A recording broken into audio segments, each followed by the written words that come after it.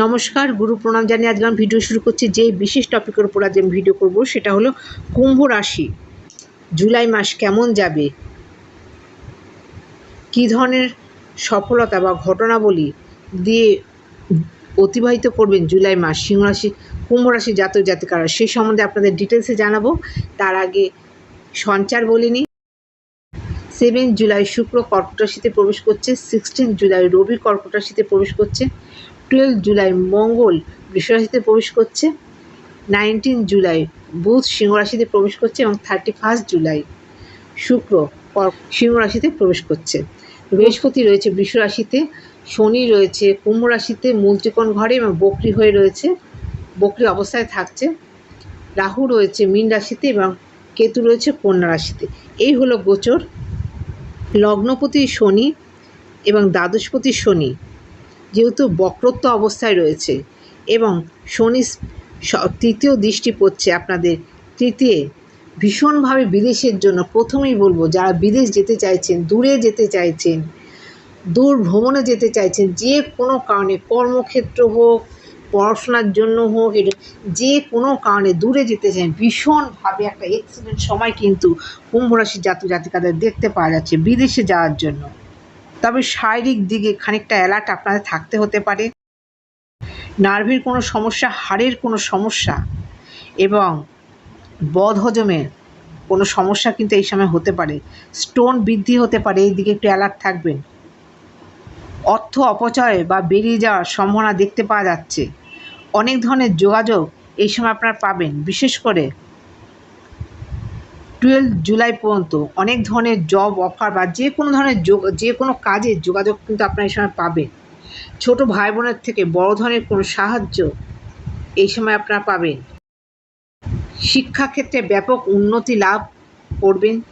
যে কোনো পরীক্ষা বা এডুকেশনে আপনারা এন্ট্রান্স পরীক্ষা যে দিচ্ছেন আপনারা, সেখান থেকে একটা ভালো রেজাল্ট আপনারা দেখতে পাবেন।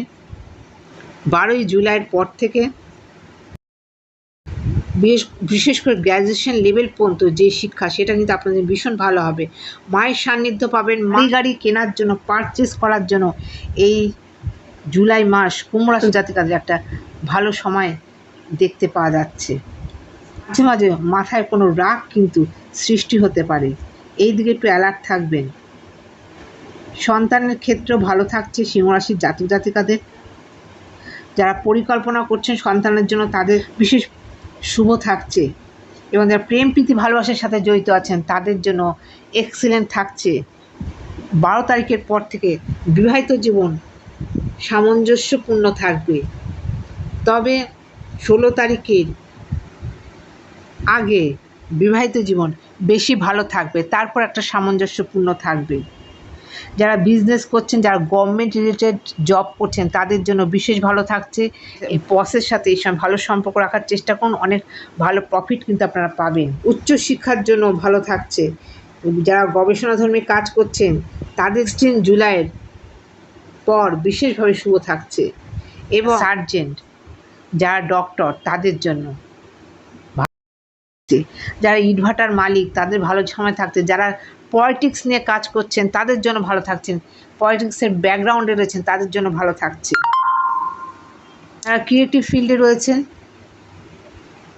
তাদের জন্য বলবো 7 জুলাইয়ের পর থেকে আপনারা এই সময়টা মনে রাখবেন। 7 জুলাইয়ের পর থেকে আপনাদের একটা অসাধারণ ভালো সময় কিন্তু আসতে চলেছে। সময়টা কাজে লাগান। বিশেষ করে যারা অর্নামেন্টস নিয়ে কাজ করছেন, যারা অলংকার প্রস্তুত করছেন, নানারকম ফ্যাশন ডিজাইনার, যারা নানারকম জামা কাপড় বানাচ্ছেন ফ্যাশনের, বা যারা ক্রিয়েটিভ ফিল্ডে রয়েছেন তাদের জন্য অসাধারণ একটা সময় আসতে চলেছে। আর বাড়ি গাড়ি কেনার জন্য তো 7 জুলাইয়ের পর থেকে গাড়ি কেনার জন্য বিশেষভাবে শুভ থাকছে এবং 12 জুলাইয়ের পর থেকে বাড়ি কেনার জন্য শুভ থাকছে। এই জিনিসটা সবসময় মনে রাখবেন, এই জিনিসটায় অ্যালার্ট থাকবেন যে গাড়ি কেনার জন্য 7 জুলাইয়ের পর থেকে ভালো থাকছে এবং গাড়ি কেনার জন্য 12 জুলাইয়ের পর থেকে সময় শুভ থাকছে। প্রথমেই বলেছি বিদেশ যাওয়ার জন্য আপনাদের সময় ভালো থাকছে এবং কিছু অর্থ বেশ কিছু অর্থ কিন্তু এই সময় বেরিয়ে যাওয়ার একটা সম্ভাবনা থাকছে। সেটা হয়তো বিদেশ যাত্রার জন্য হতে পারে বা যে কোনো বা মেডিকেল এক্সপেন্স কিন্তু এই সময় হতে পারে। হসপিটালের জন্য কিছু খরচা এই সময় হতে পারে। এই দিকে একটু অ্যালার্ট থাকবেন। আশা করছি প্রয়োজনীয় তথ্য আপনাদের জানাতে পারলাম। আজকের মতো এখানে শেষ করছি। নমস্কার।